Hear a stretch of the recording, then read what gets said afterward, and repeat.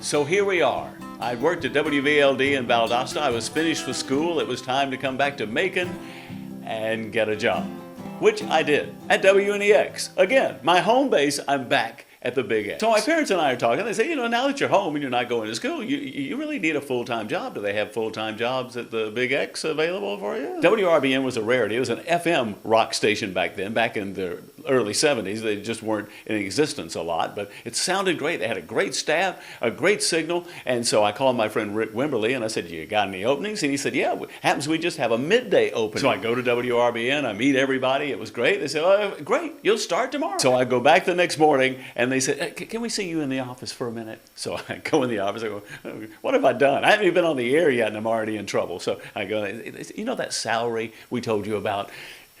We can't pay you that. I'm afraid I'm not going to be able to work for less. It turned out they did this to everybody. They give you a really high salary, and you come in the next day, and you either had a job or you didn't. You either worked for nothing or you didn't have a job. And I said, okay, I'm fine.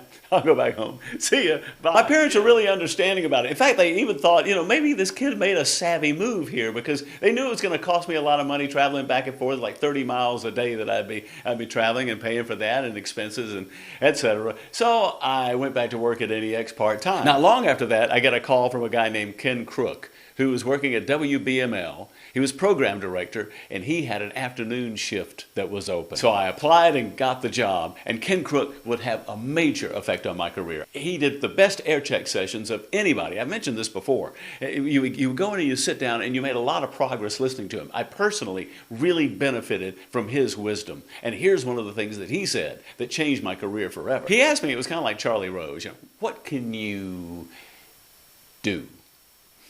And so I said, well, I can impersonate people. I can impersonate presidents. I have been a mimic my whole life. He said, this is perfect. This is exactly what you need. So I thought about Larry Dixon at the Big Ape in Jacksonville, Florida, where he had somebody every day call him up and impersonate Richard Nixon. And I said, well, I can do Nixon. Why can't I just tape Richard Nixon, play it back, and talk along with it, and I'll get a call from the president every day. And do you know, from the time I started that afternoon, I called the president every day of my career until I left in 2000. WBML.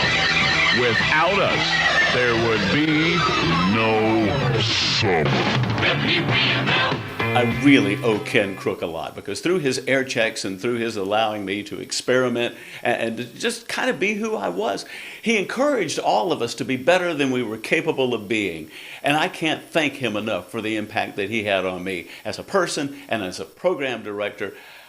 I owe him a lot for my career. And I'll tell you one thing he did that nobody had done in the market before is he hired a husband and wife team to be weekend disc jockeys. Yeah, what a great novel idea. And so, every Sunday afternoon for 5 or 6 hours, they'd play songs. And we came in one morning and the copy machine wouldn't work. So we go to the office manager and we say, the copy machine won't work. It's jammed. So she said, well, I'll call the company that owns the machine. So they called a repairman over, and he opens the machine and proceeds to pull out copies of body parts on the copy machine. Ooh!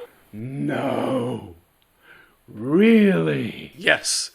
They weren't there a long time, but they certainly left their mark on the station. A lot of the music was on cart. It looks like an 8-track tape. It was like a loop, and so you put this in the machine. We had these old machines, and sometimes they work and sometimes they wouldn't. I'm in the loo, I'm in the bathroom, and I sit down, and you only have like 3 minutes, and so I noticed that there's no music coming out of the monitor. Oh crap, the machine isn't running! I'm pulling up my trousers, and I'm heading out the door, rushing down the hallway, and I notice that the hallway is lined with all of the employees of the station who are applauding as I go by. They had turned off the monitor. The machine was fine. The music was still on the air. They just wanted to have a little fun that afternoon. A man is born, he lives, he dies, and is buried. That is called the life cycle. Mm-hmm. Yes, and when he is buried, he converts into fertilizer, which makes the grass grow. Of course it does. And needless to say, along comes a horse and eats the grass.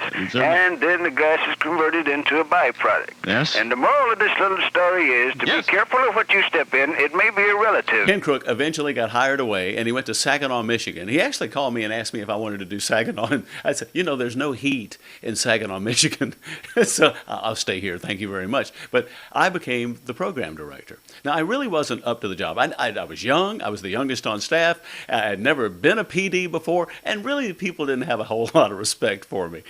So, they would go in my office when I wasn't there, rifle through the files, it wasn't a good gig, and I didn't enjoy doing it. This was important because I found out that I wasn't really good at management. So I continued. I did mornings, which was really important because in order to be PD, you had to move to the morning shift. And I'd never done mornings before. I'd even been told by another program director that I wasn't morning material. But here I was doing a morning show. Took the call to the president up with me, started doing some comedy bits, and had a basically good time. But sadly, the station got sold. And it was sold by a company who had big changes in mind. And I think you know where this is heading. Although I never saw it heading this way. I have to make a disclaimer. Hello, I'm Bill's voice of reason. Do not, under any circumstance, try this at home. Even for fun or pleasure, even as a party game, even if you're alone in your home and you have nothing else to do not do this. I haven't tried doing this, and I'm normal. He says to us, starting tomorrow, we're going 6-gun country.